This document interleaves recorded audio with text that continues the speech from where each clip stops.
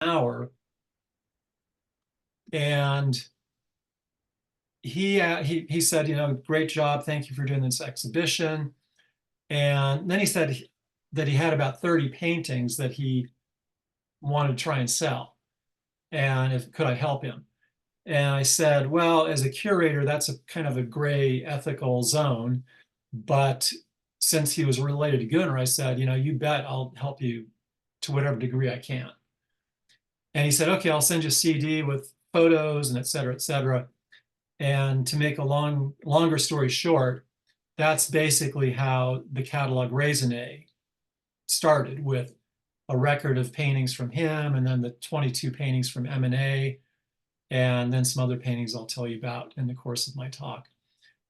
So that phone call, that very cold, snowy January afternoon, basically changed my life, literally, as I began this incredible treasure hunt into the artwork and the life of Gunnar Widforss. So if you, does anybody, well, I guess we don't really have a dialogue going yet, but hopefully some of you have a copy of that 1969 Belknap book, in which the painting you're looking at, made from Plateau Point, is featured. So Gunnar was born in 1879. This is his family. There were 13 kids altogether. And that's Gunnar, well, as you can see, that's Gunnar in the top left. And he looks a little mischievous, doesn't he? Gunnar's father, Moritz, owned a hunting and firearm shop in downtown Stockholm. Very respected local businessman and very supportive of Gunnar's efforts as an artist. Gunnar was the third son. And Gunnar's mother, Blenda, who bore those 13 children, was also an artist. She had a degree in painting from a technical and design school in Stockholm, and was very supportive of Gunnar. And much of what we know about Gunnar's life comes from letters exchanged between Gunnar and his mother, who I think, so 10 kids, 3 children died early in their lives. So 10 kids, though. Imagine trying to find time to paint with 10 kids in the house. So I think that Blenda, his mother, to a large degree, kind of led a vicarious life through Gunnar's adventures. The shop still exists in Stockholm. This is the shop. It's changed hands. The family sold it in the 1960s.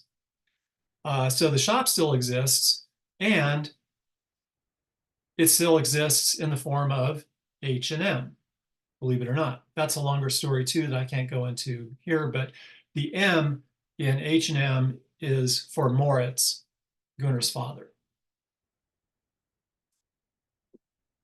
So Gunnar went to the same school that his mother did, studied painting for 4 years, went and did a 2-year apprenticeship in St. Petersburg, Russia, sorry.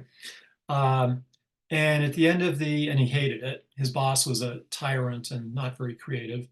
And he was doing things like mural painting and faux finishing, that, what we call faux finishing today, decorative painting. So he went back to Stockholm, got a business license, even rented a storefront, and was going to open a painting business, and rapidly grew disinterested. And in the winter of 1904, he set out on a lifelong journey in search of beautiful subjects to paint, beautiful landscape subjects. And his first destination was Germany and then Switzerland. And then eventually made his way over to the Tyrolean Alps, which became, as you'll see, a favorite haunt of his. So this is one of his earliest watercolors done after he was a student. And so notice how in 1904, his drawing is very solid, very accurate, but his color is not very exciting. His color is very neutral at this point in his career. Here's Gunnar at work a few years later on one of the islands off the east coast of Sweden. And this is very typical of his method. And when I show you a couple of other photos of him at work in the future, Notice that he's got the same easel, and you might not be able to spot it, but the same little water can that he used down here. And notice how small his palette is. So he had a very light, very portable kit, which suited his travels, his traveling lifestyle. He was, people said he smoked like a chimney, and there are very few pictures of him without a cigarette. And interesting side note here, that tree behind him is the subject of another painting that he did. So that's Gunnar at work. The red dots on this map of Europe are places that he visited or places that he returned to regularly. So early on in his career, he headed to the French Riviera because he realized that if he worked in locations visited by tourists, he'd have a ready audience. And so at this point, well, actually throughout his whole career, he basically identified locations that were visited by tourists and also featured beautiful subject matter. And that was basically his business plan. And by following that business plan, eventually by 1912, 1915, he was able to make a pretty decent living. And later in his career, he did all right, you know, as an artist, but he wasn't very good at managing money. He's good at making money, but not so great at managing it. So here's an early, really outstanding painting from 1911. So this is from the French Riviera, and across the bay is Menton, France, which is a place where he spent a lot of time during his early years. So notice how the color at this point is much more intense. Again, the drawing is just stellar. That's one of his great traits as an artist, he was a great draftsman. And then here's an unfinished painting of the same subject. Just, you know, he's a little bit further away from the tree on the right. That shows how he would do a pretty vibrant underpainting and then, you know, put layers on top of that. And when we get to the canyon in a few years, I'll show you an unfinished canyon painting also. So in June of 1914, Gunnar was in Austria. And something, you know, tensions were rising in Europe, and it was pretty clear there was going to be some form of conflict.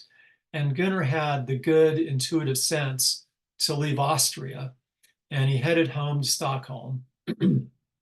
And so during the course of the First World War, he painted scenes around Stockholm and Sweden and Norway. His father, it turns out, was on the local draft board. And Gunnar somehow mysteriously managed to avoid military service. And he was able to continue painting throughout the war. So this is just one of his paintings of Stockholm, which kind of presages his interest in subjects like Grand Canyon that have a very panoramic quality to them. Here's another painting he did in northern Norway up in the region called Lofoten. And I think this is just one of his finest paintings from anywhere. Again, notice the really beautiful color, the great drawing, and the great subject matter. And I've been to this location, and the only thing that's different is the little red fishermen's huts are now a large metal warehouse, you know, where fish are processed. But those are drawing racks for fish drawing racks over here on the right-hand side. When the war ended, he quickly returned to southern France. And in October, the end of October 1919, he took a boat across the Mediterranean to Tunisia. And he spent about 2.5 months painting in Tunisia, both in the larger cities, but also in really small villages out in the desert. And this is one of his finest paintings from Tunisia from that trip. And I think that Tunisia was kind of a turning point in his life. I think that he became very attracted to the desert landscape. And I think it also gave him confidence in terms of his ability to address very new and foreign subject matter, which he was very adept at, as we'll see when we get to the United States right now. So in the summer and fall of 1920, he, in correspondence with his friends and family, he said that he wanted to go to Japan and the Orient to paint. So he began formulating plans for that. And at the end of December 1920, he took a steamship to New York and took the train across the United States. And son of a gun, he was out of money by the time he got to Los Angeles. So he had to pause his plans for going on to Japan. And he did what he knew how to do best. He identified local tourist destinations around Los Angeles. The first one being Mount Lowe outside of Pasadena, where he went and spent a couple of weeks painting, made some cash, selling paintings to tourists there. And then in February, he went over to Catalina Island, where he spent most of the month of February painting. And again, sold some paintings to some tourists, sold 5 paintings to Mr. Wrigley of chewing gum fortune. And then went back to Los Angeles, returned to Mount Lowe for a week or so, and then headed up the coast. So this is an absolutely stunning painting that was just made public about a year ago, in the winter of 1923. This went up for auction in Los Angeles, and I hope you're all going, wow, that is a killer painting. It's a killer painting. And this went for $90,000, just to give you some perspective on current prices. People ask me about how much his paintings go for. Before 2008, the most expensive painting he sold was of the Grand Canyon, and it was a full-size sheet of watercolor paper. It was like 24 by 30, and that sold for $120,000. So that's kind of the benchmark. And of course, in 2008, prices dropped and et cetera, et cetera. So I was really happy to see this one go for $90,000 and start, bumping his values up again. He then traveled up the coast. He was on his way to Yosemite. This is one of the paintings in our collection at the Museum of Northern Arizona, and is one of many paintings that he would do of these very sculptural cypress and pine trees between Carmel and Point Lobos and Monterey. And again, just an absolutely stunning painting. Gunnar loved painting trees above all else. And I'll come back to that a little bit later. And you can see why. I mean, he was really attracted to the sculptural nature of these wind-blown cypresses. And he actually did at least 3 versions of this particular grouping of trees there.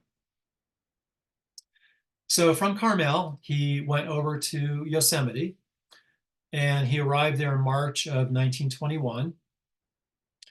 And he would wind up spending a few years living there at Yosemite before he'd come to the Southwest. But this is one of the early paintings he did of Half Dome.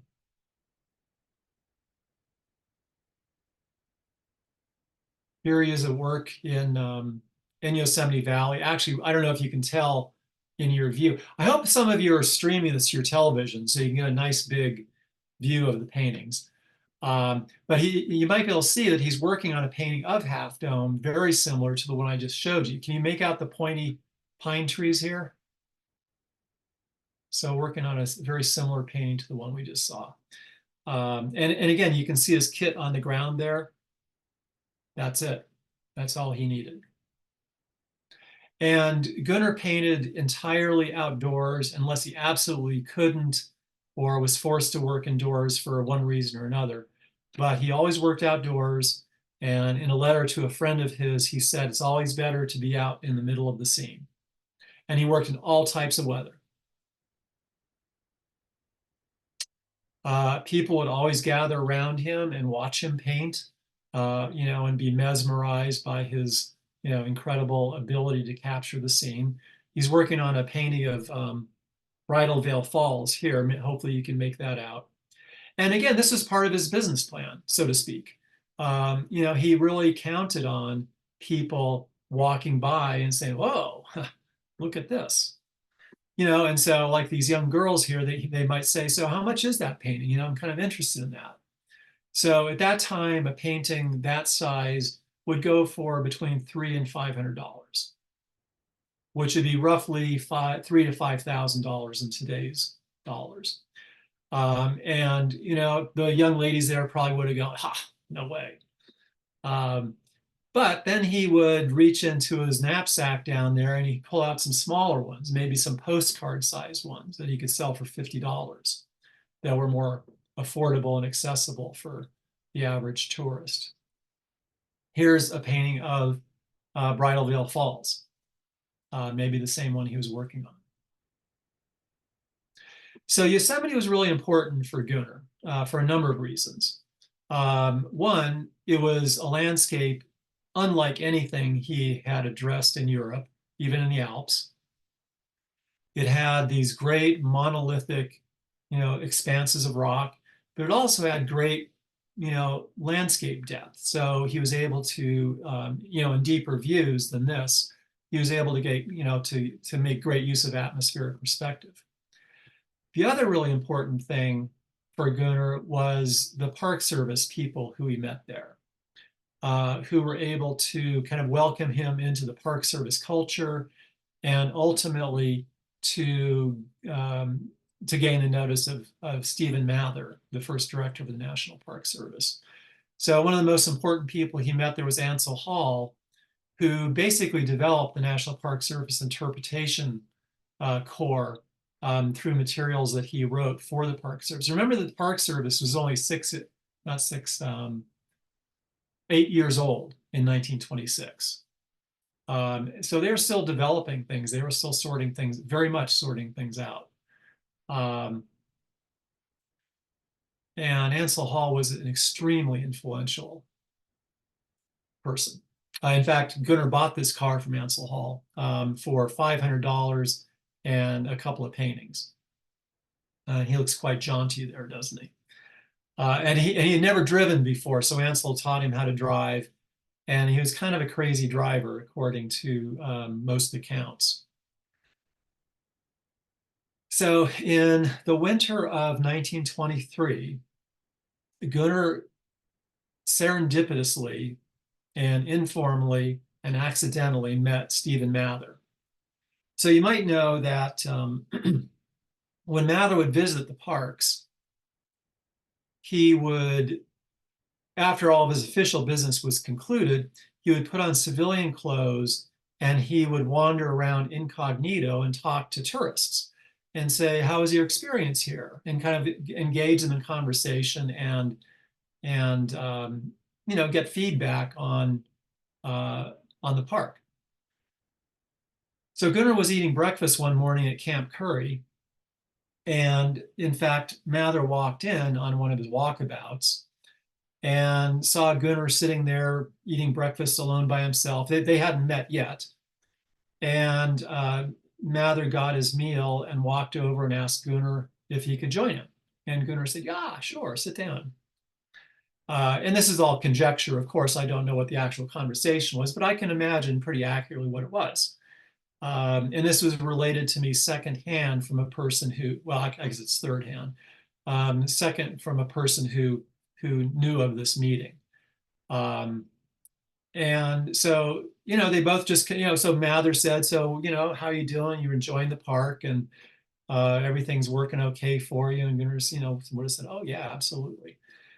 And then finally, they realize who each other is. And maybe they introduced each other, I don't know, but at some point, light bulbs went on over each man's head. And the light bulb that went on over Mather's head was, this is the guy who could help give vision, help give form to my vision of what the national parks can be. Here's an artist who can give form to that. And the light bulb, and so what do you think the light bulb was that went on over Gunnar's head? It had dollar signs in it. So, they chatted, and eventually Mather said, you know what, I want to hire you. I want to commission you to go to Zion National Park, which was brand new, 1919, same year as Grand Canyon. And Mather was writing an article about the national parks, and he wanted some artwork, not photographs, artwork of Zion. And so Gunnar said, "You betcha, I'm there." So he initially drove over in March, at the end of March, and worked for a couple of weeks, returned to Yosemite, and driving to Zion from Yosemite in the spring, late winter in 1923 would not have been an easy drive. The roads are not what they are today, or what they aspire to be today.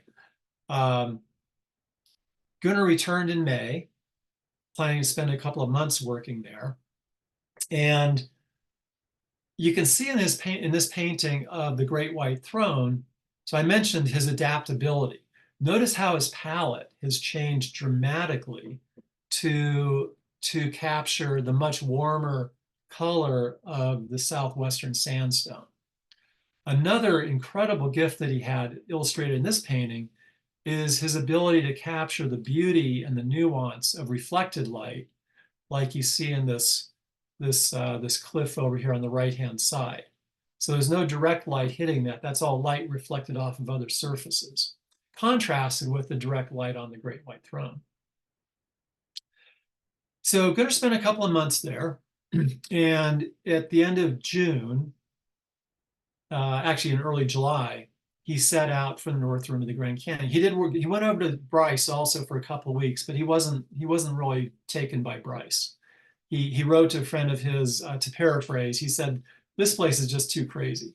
I can't, I mean, of course he did a fantastic job, but he just thought it was too weird and people would never believe it." So he headed down to the North Rim, and he stayed at the Wiley Way Camp, home of Bridie the Burro. And for those of you who do research, it gets no better than this. So one of the amazing things that I still have access to, was his personal scrapbook, which is still in the family in Sweden. And so I photographed every page in the scrapbook. And when I got to this page, my jaw literally dropped. And if I had had a bigger mouth, it would have hit the top of the table I was working on. My first picture of Grand Canyon. I mean, as a piece of documentation, that's just absolutely fantastic. And you can see it's a view from Bright Angel Point, looking out towards, Brahma and Zoroaster and Deva temples. And what's remarkable about this isn't just simply the fact that he took a photograph and wrote on it for me, but the fact that he didn't start out. So this is his first painting of Grand Canyon. When an artist addresses a new subject, it usually takes a little time for them to become acquainted and to understand the subject. Gunnar didn't start out with just a view down Transept Canyon or a view down Bright Angel Canyon, or maybe even just simply zooming in on Brahma and Zoroaster. He went for this fairly panoramic. He went for the whole enchilada. He went for the big North Rim view, which speaks to his confidence. It speaks to his drawing ability. And ironically, like a lot of artists, he was his own worst critic. He was extremely self-critical. Ironically, I guess. But he went for it in this. He went big. Um, and so really quick, again, longer story made very short. This came up for sale on eBay in 2015, believe it or not. And I immediately recognized it because of the pattern of the foliage in the foreground. It went for $8,000. And fortunately, somebody here in Flagstaff was able to buy it. Oh, here's the painting itself. So unfortunately, it's very faded. Whoever owned it didn't protect it from bright light very well. But it has been restored.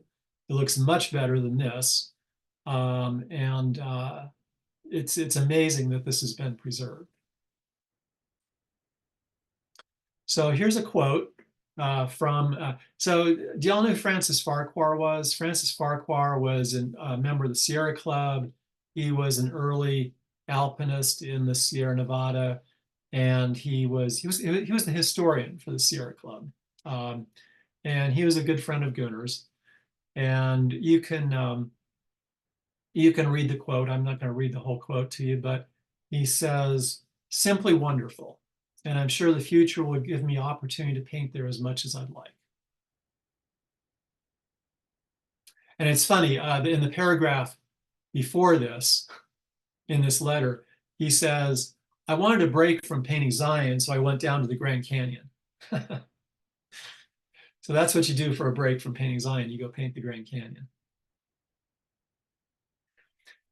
So in the summer of 1924, he made his only visit to Yellowstone National Park. And this is one of the paintings he did up there of Jupiter Terrace, which is part of the Mammoth Hot Springs complex. And sadly, today, Jupiter Terrace is dry. So you don't get this incredible color from the algae and the water there. And today it's white mineral deposits. You know, it's very, it's boring. But he saw it when it was still flowing, and he was able to capture that quality in the deposits in the rocks there. At that time, Horace Albright was the superintendent up at Yellowstone. So from there, he returned to the North Rim, did this painting, which now, as you can see, is in Sweden. It's in the National Museum of Sweden. Stephen Mather purchased this for $500 and gave it as a gift to the Crown Prince of Sweden at that time, who was visiting America and making a big tour of American national parks, which Mather served as his guide for. Anyway, I think this is one of the ultimate North Rim paintings. And yes, I'm partial, but it's a pretty great painting. So that fall, Mather had helped pave the way for an exhibition of Gunnar's work at the National Gallery in Washington, D.C. And it's worth remembering that one of the very first things that Mather did when he became the first director in 1916 was in January of 1917, he organized an exhibition of artwork of the national parks at the National Gallery. So he understood the power that art had. So he organized this exhibition at the National Gallery. Oh, actually, so before we go there, a couple more Grand Canyon paintings. This is do you recognize, well, you recognize the battleship, right? So this is a view from basically what's now the interchange from the Village route and the West Rim route. This is also one of the paintings of ours in the collection at Museum of Northern Arizona. And another one from Mojave Point looking west. So a little less detailed, but notice how so again, one of his great gifts in doing a painting like this, where it's a little bit more apparent, I think, is he was able to get this great effect of atmospheric perspective because he was not only a great draftsman, but he was really very skillful at maintaining the value structure, maintaining the values, the lights and darks in his paintings to convey this great depth in a view like this. So here's a view of Gunnar at the National Gallery in Washington, D.C. And in this exhibition, he had 72 paintings. And this photo, remarkably, just happens to be of 6 Grand Canyon paintings. And it's a pretty poor photo, but I've been able to identify, I think, 4 of these paintings. And you might recognize, again, Brahma and Zoroaster over here. And then here's Oza Butte in this left-hand bottom painting. And what's weird about this exhibition is, aside from the catalog, the Smithsonian Museum institution has no record of this, which is crazy, I think. I spent a whole day talking to a couple of archivists there who were working their tushes off, trying to find anything. There are no photographs, there are no documents. There's nothing about this exhibition there. Kind of weird. So from Washington, oh, actually, I want to read you a quote first. Let's go back, if I can go back. How do you go back here? There we go. So at that time, the director of the National Gallery was none other than William Henry Holmes. And you might know that Holmes was the artist who did most of the illustrations in Clarence Dutton's Tertiary History of the Grand Canyon District, the final report from the Powell Survey. At the opening reception, Holmes praised Widforss, saying, "These paintings are the finest things of the kind that have come out of the West. They are remarkable as to geological construction and color. Indeed, as a group, they give a more satisfactory understanding of Grand Canyon than any that have hitherto been attempted. It is well nigh impossible to convey the immensity and grandeur of these marvels of nature, but Mr. Widforss has accomplished it." That's pretty astoundingly high praise coming from William Henry Holmes, I think. So from Washington, after a jaunt up to New York, Widforss headed back to the Grand Canyon.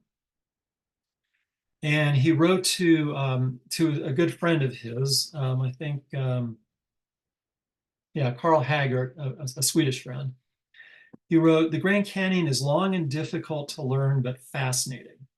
No painter has been recognized as good a Grand Canyon painter since Moran, Thomas Moran, now about 90 years old." He did meet Moran. "I think I may be next. There are some that think I do it better, justice to the whole thing, but I will never be the skilled painter that Moran is. He is a wizard." So when Gunnar met Thomas Moran, Moran was utterly unimpressed with Gunnar's work. And Gunnar was pretty disappointed. Moran said, "You have this well framed." Yikes.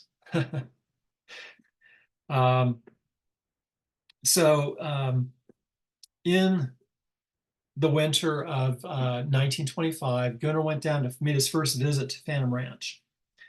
And he produced a couple of paintings. He had a commission from the Santa Fe Railroad.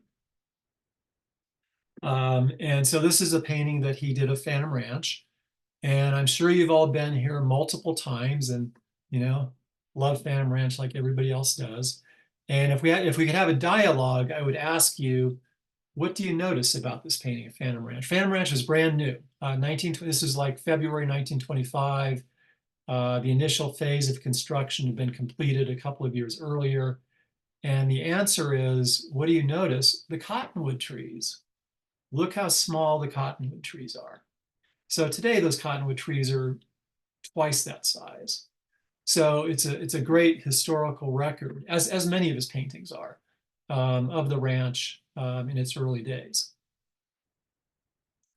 And he walked up the trail and did a painting of Altar Falls. Now we call that Ribbon Falls. So Ribbon Falls is about 5 miles from Phantom. Gunnar would have walked up there every day. He would have made a 10-mile round trip to paint this. And it would have taken him, a painting like this, maybe not 10 days. It might have taken him 8 or 9 days. A view of Grand Canyon would take him 10 to 12 days for a comparison. So he would have walked up here, let's say 8 or 9 days. It's a fairly simple painting. 10 miles round trip each day. So despite his love of cigarettes and whiskey, he was a very vigorous walker. And in a couple of letters to his mother and his friend Carl, he said that it took him 3.5 hours to walk from Phantom Ranch to the South Rim, which is pretty dang good time. I mean, that's about what ranchers do it in. And he would only take a couple of smoke breaks along the way. That's why he was able to do it so quickly. Emery Kolb, who was a close friend of Gunnar's, and Gunnar would stay with the Kolbs on occasion at the South Rim. Emery Kolb wrote in a letter to the Belknaps when they were working on their book. He said that on more than one occasion, he dropped Gunnar off at the head of the Kaibab Trail, and Gunnar would hike down the Kaibab, across the Tonto, up the Bright Angel for a lunch break. So I don't know about you, but anytime I've ever done that, it's definitely much longer than I would take for a lunch break. But the point is, he was a remarkable walker, and that's to a large extent partly why he was able to do some of the inner canyon paintings that he did. So here's another painting looking down towards the Colorado River from maybe a quarter, half a mile up Bright Angel Creek back towards the south. What amazing color, isn't it? Just a fantastic painting. And I think that one of the things that happened in Yosemite that again happened on his first visit to the Grand Canyon, when he first got to Yosemite, as I said, it presented this whole new world to him. And it was kind of like, so an analogy I heard once upon a time that I really like is it's like he walked into a bigger room. He walked into the next bigger room. And he was challenged, which he liked. He liked a challenge. Even though he was very critical of his own work, he liked a challenge. So he was given these two fantastic challenges, Yosemite and Grand Canyon, and rose to those challenges and succeeded. In October 1928, so one of his best Park Service friends at Grand Canyon, among many, was Mike Harrison.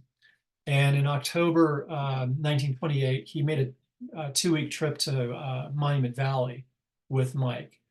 They stayed at the Wetherill Guest Ranch in Kayenta, and then went on to stay at Golding's at Monument Valley, the old Golding's. And he did 2 paintings there. And, again, kind of like his first painting of Grand Canyon, this is a very atypical painting of Monument Valley. What do most artists do? They get out in the open and they do a painting of the mittens. And that's what everybody does. But Gunnar walked up this little side canyon here, right above where Golding's is.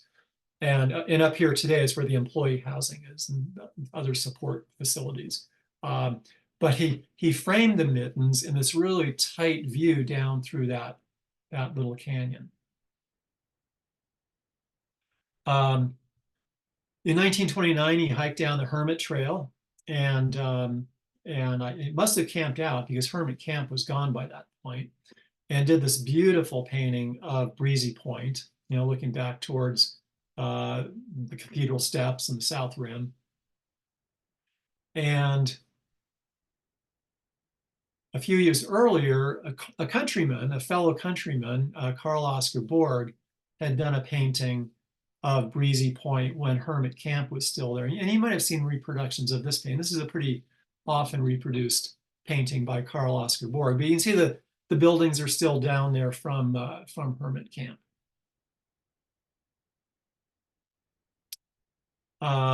In the fall of 1930, he did this fabulous painting of Pike Creek. And you see the little shed down there.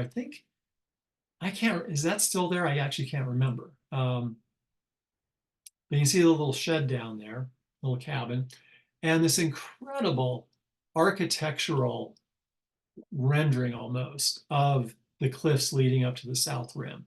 And there's a photo of Gunnar with the painting, standing out along the rim on the south rim, cigarette in hand. Notice the Thunderbird watch fob here. Probably bought that in one of the Fred Harvey gift shops. And then the painting that we start out with in the title slide, this view from Plateau Point. One of his absolute masterpieces, I think. So again, in a letter to his mother, he said, speaking about the Pipe Creek painting, he said, I'm working on this painting of Pipe Creek. And in the morning, I walk down 7 miles from the South Rim and work on the painting. And then I wrap it up in waterproof canvas and stash it under a rock so that you can come back for the next day. So he walked to Pipe Creek every day for 10 or 12 days, 14 miles round trip to do that painting. Well, I believe, and there's nothing to substantiate this, but I tend to think, and you're maybe getting the sense that Gunnar was pretty type A plus. He was pretty driven and pretty wired, I think. I think that he walked down and worked at Plateau Point in the morning, because this is in morning light, and then would walk, I think it's about 3.5 miles over to Pipe Creek from Plateau Point. I think that then because he could only work on this for a couple of hours. When you work outdoors, you're subject to the whims of the sun moving through the sky. And he could only work on a painting for an hour or two before the lighting would change, So that's one reason it would take 10 or 12 days, because he'd only put an hour or two a day at it. So, and then he would maybe walk over to Pipe Creek, which is painted in afternoon light, work on that. And, and he could do 3.5 miles, like in 45 minutes in an hour. Work here for a couple of hours and then return to the South Rim for roughly a 15-mile commute each day until he finished these paintings. So, super funny story about this painting.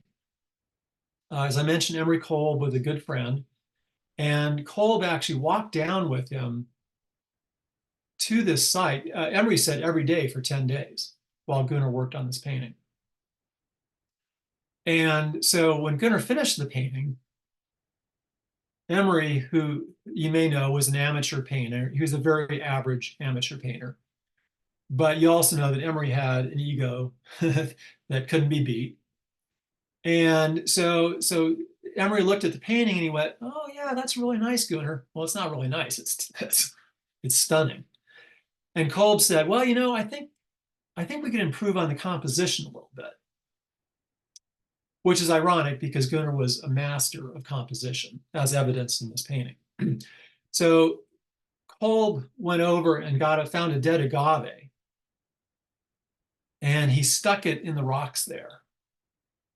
And then he stood where Gunnar had been working from and took a photograph. And Gunnar was probably standing by going, "Are you kidding? That's dumb."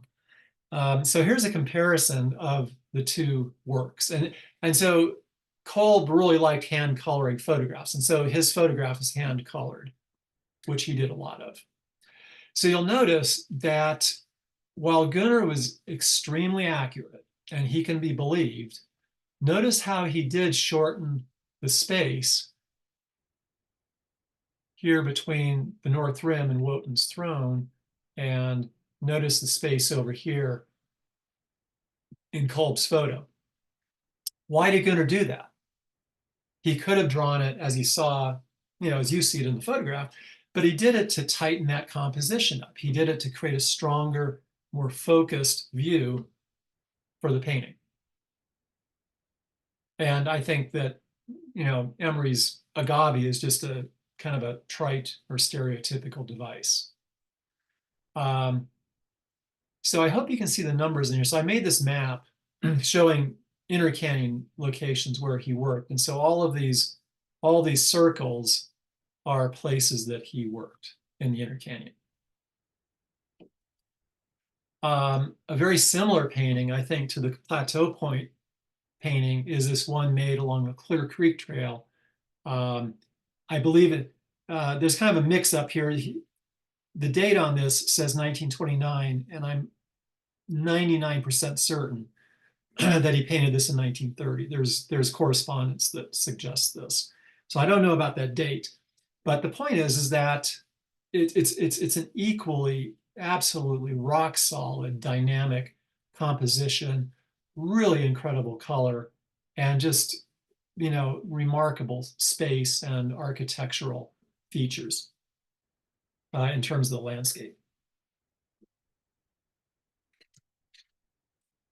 So when the Depression began in October of 1929, it affected artists worldwide. And, artists were put out of work. They lost gallery representation as galleries closed, and they had to drop their prices, to even sell work. And of course, Gunnar was subject to the same forces. But he was also subject to the fact that by 1927, he was living primarily at the South Rim. He had basically shifted from Yosemite and Monterey and San Francisco to the South Rim.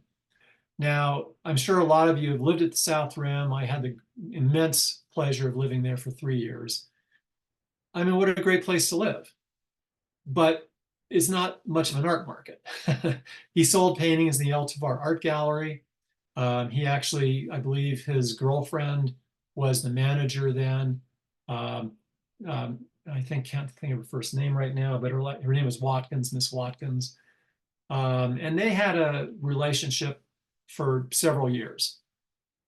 But again, given the global economic circumstances, given the precipitous drop in tourism, it wasn't a great place to try and sell paintings. But he did continue to sell paintings in San Francisco and Monterey and Los Angeles and in the El Tovar. But paintings that he might have been selling for $500 in the summer of 1929, he was selling for $200 when he could. And he still continued to sell them, but at much reduced prices and much lower volume. So here's a view. I think you can probably all identify the location for this painting. This is done just below the Black Bridge looking upstream. So actually, I do have a few notes because I'm terrible with dates. So in January of 1930, he again was back at Phantom Ranch. And one of the things that I think attracted him to Phantom Ranch was it was warmer. Ironically, being from Stockholm, he didn't like cold or snow.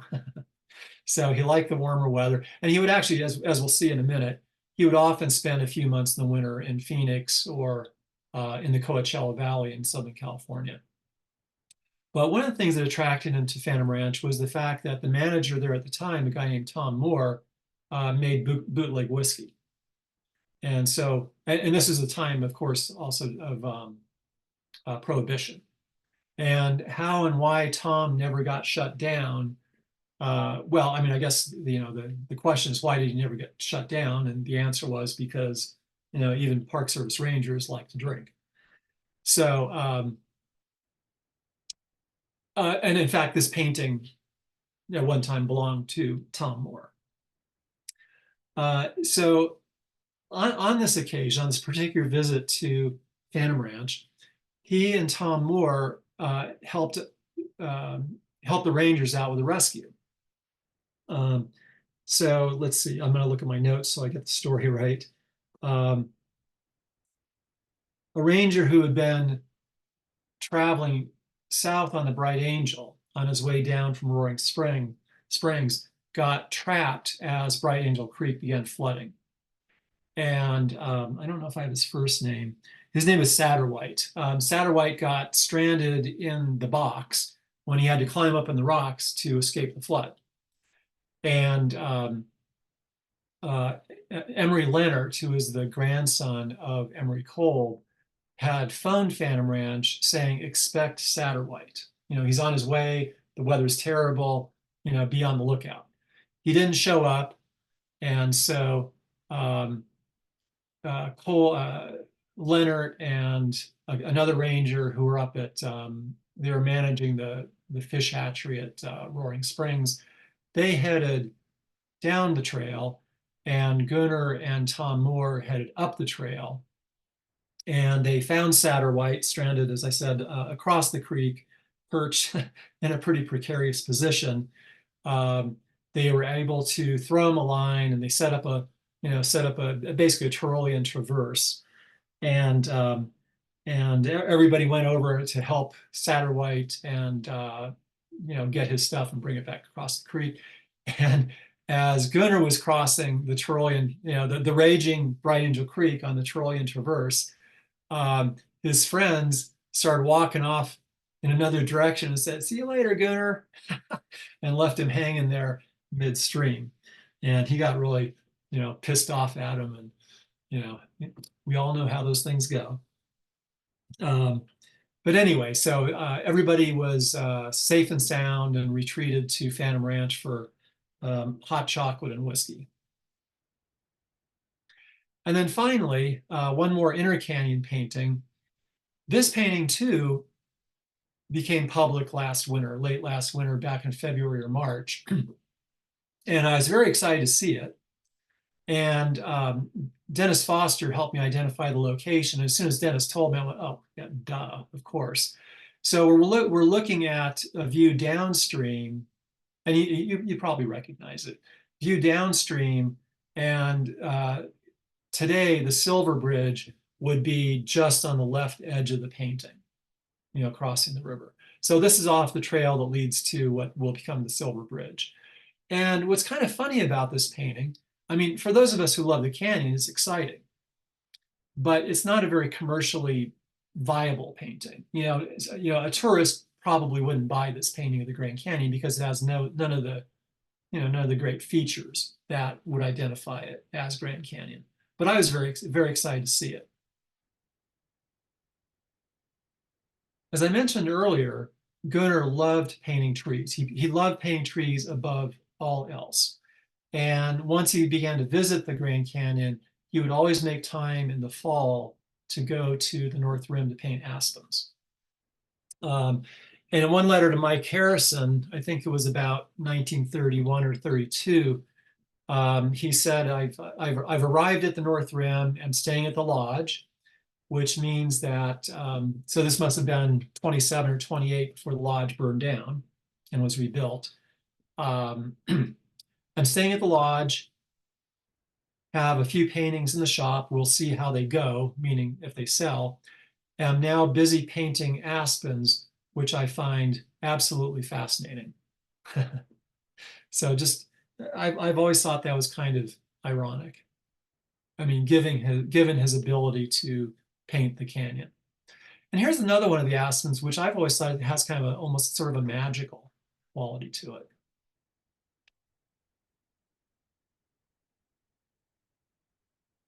Here he is at work. Ted, I see you there. You're on my screen. So during the symposium, Ted and I were talking about the location for this photograph. And I had always kind of thought that it was out on the West Rim, but we both independently discovered that it's right at Yavapai Point, just maybe right where that little amphitheater is today. So that's where he's at work. Notice the easel, notice his kit, notice the little water container there that had been with him since the very beginning. And then, I'll wrap this up here in just a minute. So here's an unfinished canyon painting and illustrating his process. So there's only a couple of layers on here, but notice how he begins the painting by doing what we call a value painting, an underpainting with just light and dark that he's used blue for. And so he's blocked out the darkest shadows. He's established the midtones, And so on top of this, he's going to layer thin washes of other colors. And see, and you can see on the right side on the margin where he's working out his colors and the values. So a very valuable insight into his method. Oh, okay. And I mentioned that in the winter he liked to go to Phoenix, and so here's just one of many paintings he made in Phoenix, and it doesn't look like this anymore, does it? So there's Camelback Mountain. This was painted from roughly 26th and Indian School, looking northeast to the mountain, across agricultural fields. And aren't those cottonwoods awesome? Love this painting. And then finally, one more Grand Canyon painting, which I think you'll probably all recognize, Moran Point, out on the East Rim. So this belonged to a family member. When Gunnar passed away, this was among 200 paintings that were in his estate that were sent back to his family. This went to auction about 10 years ago, and one of Sweden's current most popular, by a long shot painters, a guy named Lars Jonsson, purchased this. So, and in fact, he actually owns that kind of magical painting of the Aspens too. So the two paintings are in really, really great hands. So in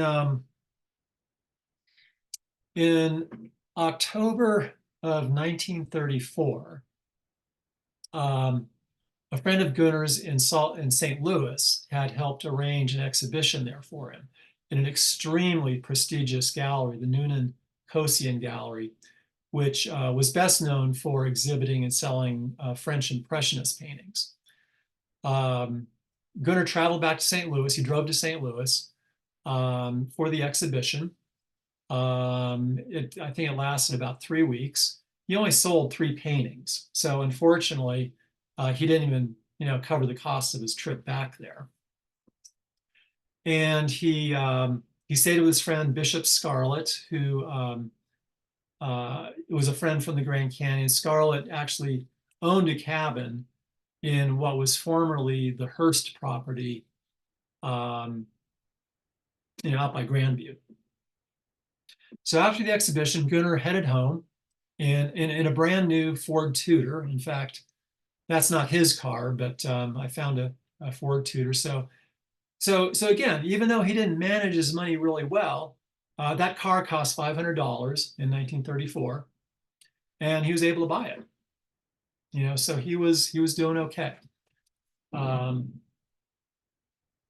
He drove cross country, made a stop in Phoenix, came up through, and this was before I-17, so he had to come up through Prescott. Pulled up at the El Tovar around noon. And, and I don't know if any of you have ever ridden in an old car like this, or if you collect old cars or whatever, but they were not very comfortable. They were not like today's cars. And I have to imagine that after spending several days driving across the country in this car, he had a pretty sore butt and back. So he probably kind of climbed out of the car, and he went into the El Tovar and talked to his friend Dan McDade, who was running the art gallery at that time. And I forgot a big part of the story, but we're over time, I think, so I'm not going to tell you the whole story. But he had seen a doctor in St. Louis. He had always had basically heart problems, and the doctor said, you've got to move to a lower elevation. And so Gunnar said, okay, but it was, winter was coming on, and he was going to go to Phoenix anyway. So he went in and talked to Dan, and he said, Dan, I got to go to Phoenix. The doctor says, if I don't, it's curtains. So I'm going to go spend a few months in Phoenix, get healthy again, and I'll be back in the spring. So Dan said, okay, bummer, but you were going to go down there anyway. So, okay. And one of the things that Gunnar loved doing, and which of course was a big social thing a lot of places at that time, was they loved playing cards. He loved to play bridge and he loved to play poker. And he had a regular poker group well, actually the manager of the El Tavaro was one of the players, and Dan McDade was one of them. And so Dan said, okay, let's get a game together for tonight. I'll see you at 7 o'clock. Gunnar said, okay, see you at 7. I'm going to go down to Bright Angel and talk to John and round him up for the game and get some lunch, and I'll see you tonight. And he climbed back into his car, which again must have felt pretty uncomfortable. Um, Turned around the drive there and headed to Bright Angel and had a heart attack and died instantly. And the little Ford Tudor swerved off the road and hit one of those pinyon pines there, which I haven't been able to identify yet. And people came running and, oh no, it's good. And, they called him Weedy. Oh no, it's Weedy. And he was dead. So he was a really beloved member of the South Rim community at that time. And so his death really shook the community. Eddie McKee wrote a really nice memoriam for the what was it called, the Historical Society's newsletter at that time, now Grand Canyon Conservancy. And more than 200 people came to his funeral service, including these guys who all look like Hollywood actors, don't they? And at some point, I'm going to tap some of you and see if we can identify some of these guys. The fellow on the far right looks a little bit like Emery, but it's not. But check the Wranglers out. I mean, aren't they great? So Gunnar was amazing in terms of his fidelity, the accuracy that he was able to achieve, and the fidelity to the subject, but also, going beyond that and, really evoking the essence of his subjects. And so without a very typical romantic hyperbole, so typical of most Grand Canyon paintings, think Thomas Moran is one example. Gunnar approached his subject with objectivity, and he established a great legacy for all the Grand Canyon artists who have followed. So I know it's a little bit after 7, but if you want to stick around, if you have any questions, I would be happy to try and answer some.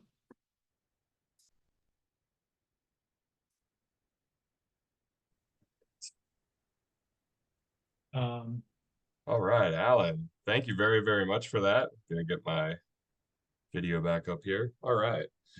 That was fascinating. Thank you very much, Alan. There's one question here already in the chats. The book that you mentioned at the very, very beginning, this is from Lisa. Where or is that book still currently available? Yeah. Okay. It's available pretty regularly on eBay. There are currently 2 available, and people have kind of wild expectations for its value.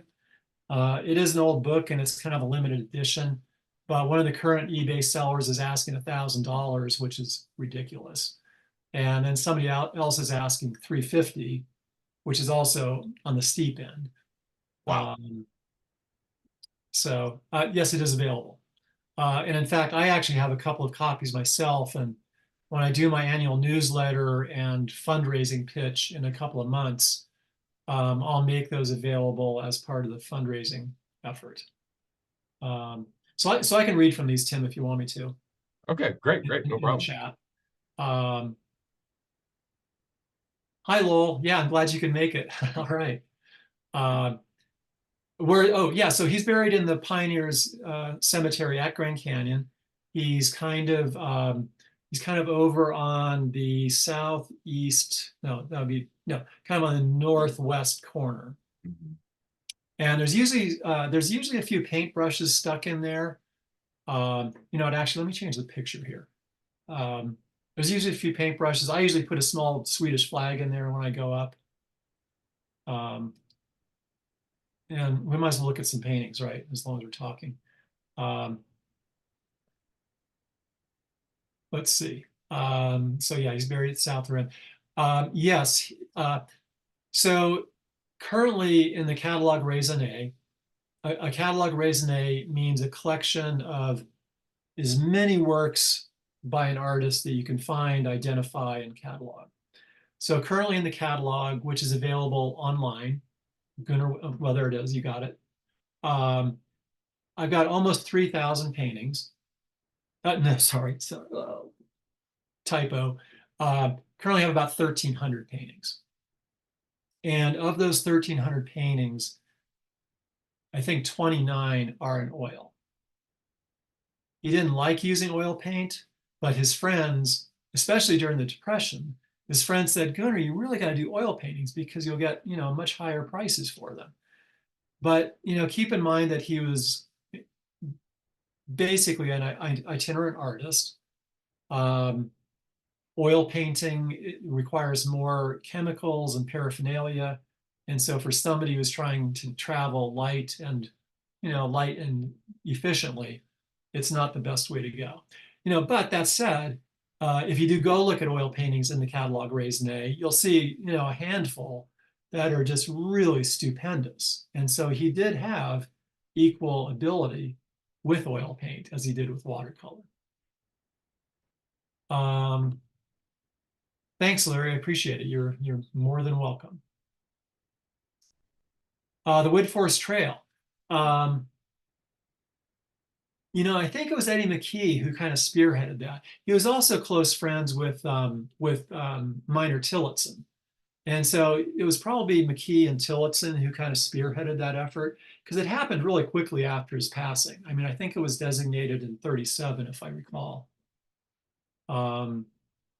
And I think that some of his paintings of aspens were done in that grove as you kind of get in the first half mile or so of the Widforss Trail. Thanks, William. I appreciate it. Nancy, no, I'm working on it. Is there a book that features the breadth of paintings I featured here? No. In the books that he's in currently, most of them are like surveys of Western painting. And so there might be one or two, and usually in black and white. There are a couple of newer books that, again, have one or two paintings. There's a book about Yosemite that has 2 or 3 paintings. But basically, he gets 3 or 4 or 5 paragraphs. And that's it. So I have written a book on Gunnar.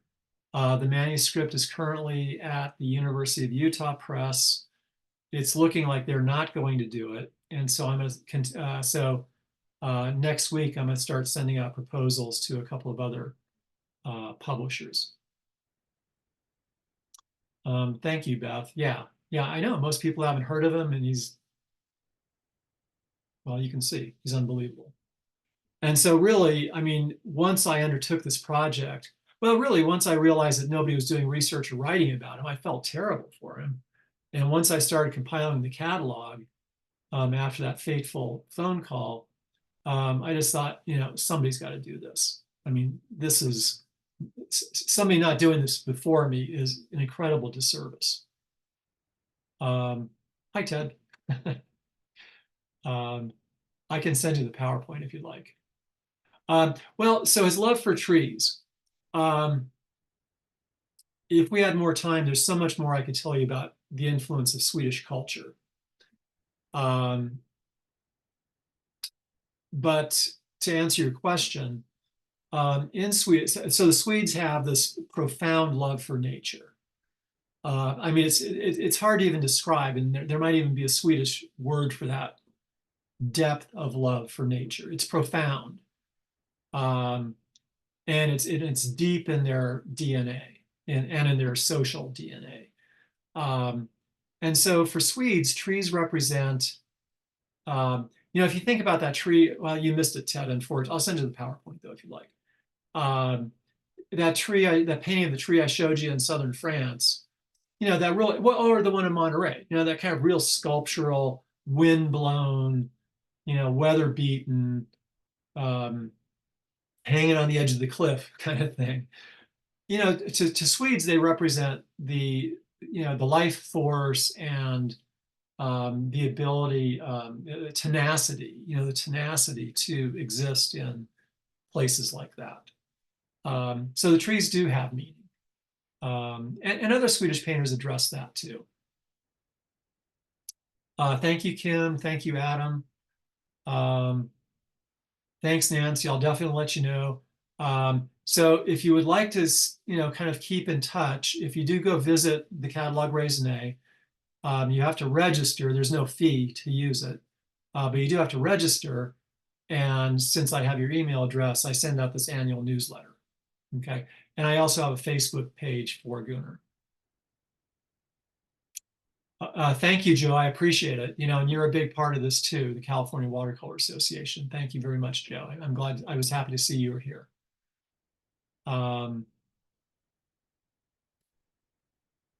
It's really tough to cover this an hour because it's a big story, as you can see. And as in so many cases like this, it's like, what do I have to leave out? Not how much can I put in?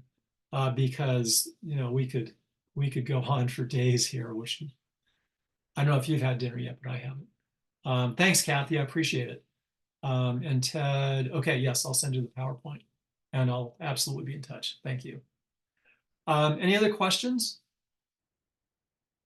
And you can, if you think of something later, send me an email or, if you use Facebook, for what that's worth, you can contact me there.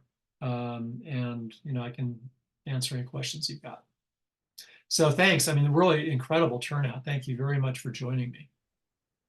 Much appreciated again. Thank you so And much, Loie, Alan. thank you. Hey, it's good to see that you're here. Thanks, Loie. Thank you so much, everyone, for joining us this evening. Have a wonderful night, and hope to catch you on the next one next month. Take care. Yeah. All right. Thanks, everybody.